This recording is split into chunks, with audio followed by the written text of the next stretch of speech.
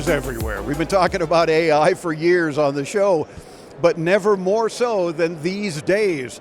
And this particular show, I guess the buzzword or buzz initials would be artificial intelligence or AI. Well, our next guest unveiled 5 revolutionary AI-driven robotic solutions for the hospitality, home use, so we got your attention there, healthcare, and even logistics industries.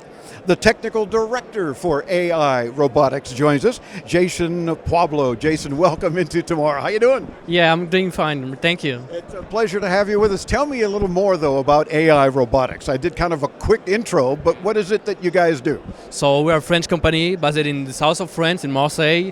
So we're doing AI and robotics. So Marseille, very nice part of France. yeah, really nice. A pretty warm place in France. Yeah. Kind of reminds you of where we're from in Miami. You know, it's the southern France area. Yeah. Yeah, that's true. Very nice. And AI Robotics has been around for a while, doing some innovative things. So in spin-off, it's been 3 years now, and we start the first prototype in JETEX, Morocco in June this year. So we provide to the world our first robots. And what does the robot do? So the first robot Hugo is for restaurants and is doing marketing services. He can help the waiters in the restaurant. In the mall, he can do marketing, advertising. There is a lot of use case, and the AI we develop in it, it's a predictive AI, so you can talk to the robot as a human, and he responds to you. He can know if you are a woman, if you are children, a teenager, and he'll adapt the speech to you. So in other words, if I'm at a restaurant that's got one of your robots and I say, can I get a refill for my iced tea? They'll understand what I'm asking for or what? Yeah, of course. You can also, when you're going through the restaurant, the robot can welcome you and bring to you to your table. You can order it, and after he bring you the order, yeah.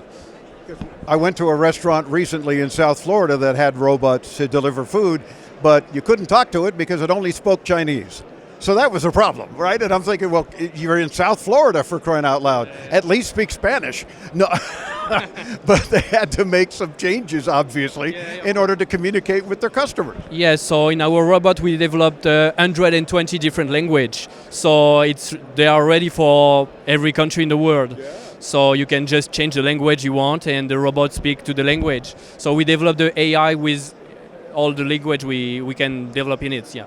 So you apply, I guess, the same kind of robotic infrastructure to various robots to perform different tasks, or what?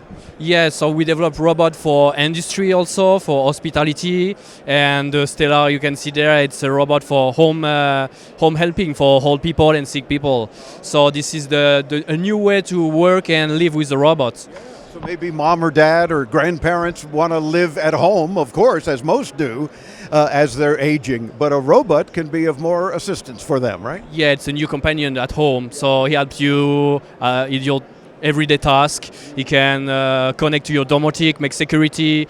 He can take your pulsation also. So remind you to take your medication, maybe? Yeah, of course. If you fall on the ground, he can call emergency or 911. So it's a really... yeah, a good companion at home. I can hear it now. Instead of I've fallen and I can't get up, it's my human has fallen and they can't get up.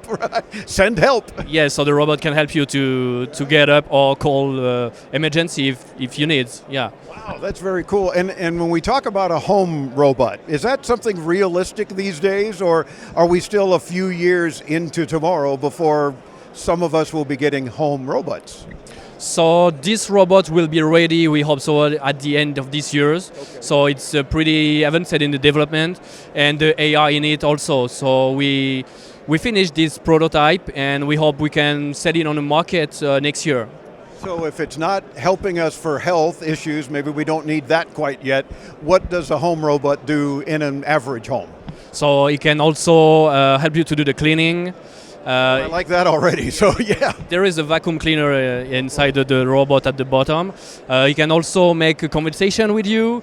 He can also know if you are the father at the room or the kids. He can know when you are you have some guests arrive at home. You can make video conference. You can make connect with Google, Alexa. You have a lot of possibility with the robots. You can also with your kid learn, do schooling, a lot of possibility. Wow, I love it. So it's a really helpful personal assistant in every sense of the word then. Yeah, that's true. That's why we want to do with the robots, not to replace human, but help them to live better and live longer. Yeah, no, I love it. And you mentioned that the home robots as well will be available by the end of the year? Yeah, normally, yeah. We hope so. Okay, gotcha. And we hope so too. I think it's something else we can follow up with you and talk about.